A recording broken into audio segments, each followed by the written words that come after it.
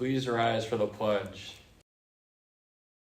I pledge allegiance to the flag of the United States of America and to the republic for which it stands, one nation, under God, indivisible, with liberty and justice for all.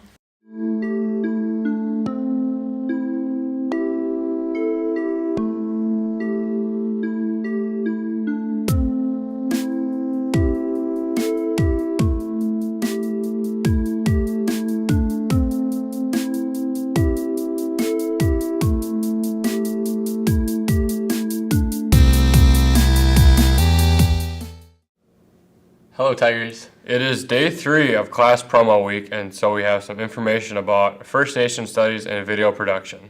First though, we have info about the blood drive, a Senate meeting, and shooting tigers. Let's start with hockey. Last Friday, the boys hockey team took on Tomah in the Cranberry Cup. The boys battled throughout the game and ended in a 3-2 win. Team captain Wyatt Madvig says that he and the team are thrilled to keep the cup at home. Overall, game was pretty good.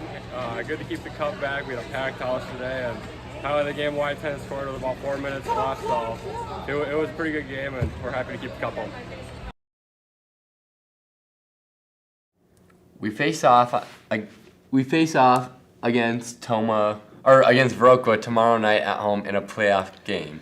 Be there. Since we're talking about winter sports and mentioning playoffs, it's time to think about spring.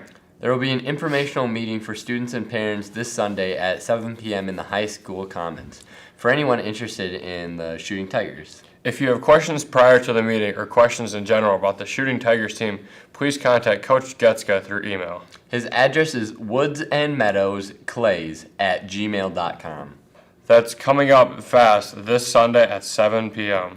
Even earlier is the blood drive. On Friday from 9 to 2, FCCLA hosts the latest Red Cross blood drive in the field house. If you're interested, sign up for a time on the Blood Donor app. Donating blood is one way to serve your community. Being a student senator is another.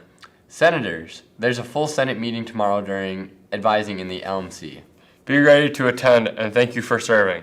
That's about it. We're leaving you with 2 promos. One is, of course, to coming back and after taking a pandemic break and getting a room upgrade that's video production.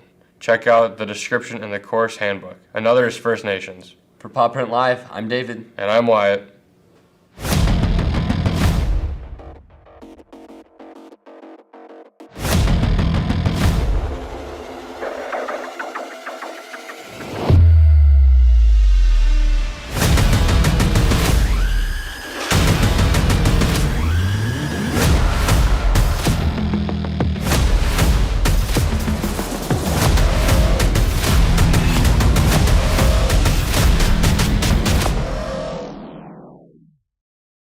Hi everyone, I'm Paul Ricken. I'm a lecturer with UW Green Bay's Dual Enrollment Access Academy, and I want to take just a few minutes and tell you about a course that is offered through the Academy that you might be interested in.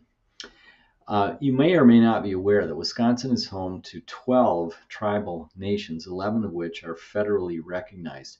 Each of them has a unique story, a unique history. Collectively, the story of First Nations people is centrally important to understanding the history of our state. Unfortunately, many of our students leave school with scant knowledge of that history, and that's something that needs to be corrected. Educators across the state are trying to do something about that. This class is part of that effort. Jill Lepore is a favorite historian of mine. She works out at Harvard. And this is a quote of hers that I like. The study of history requires investigation, imagination, empathy, and respect.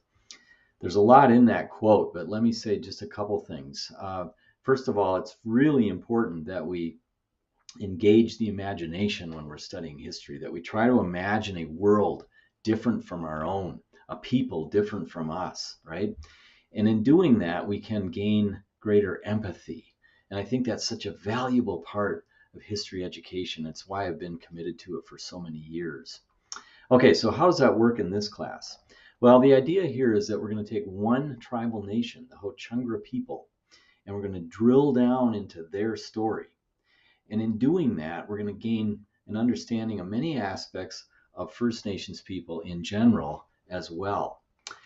We promote the course in areas of the state that have a geographic or historic connection with the Ho-Chunk people. So that's part of it. I would also tell you that I try to emphasize within the curriculum what I like to refer to as our shared history. And I think that's an important component. The class is for both native and non-native students. And there is that shared history. It's a complicated story, but it's really an important part of our past that we need to understand. In light of that, I have each student do a drill down into their own ethnic heritage.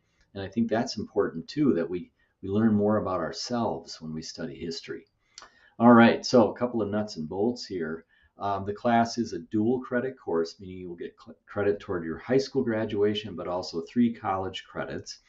There's a $600 cost to the class. I know that seems like a lot of money, but it's actually a pretty good savings of what you would pay on the campus.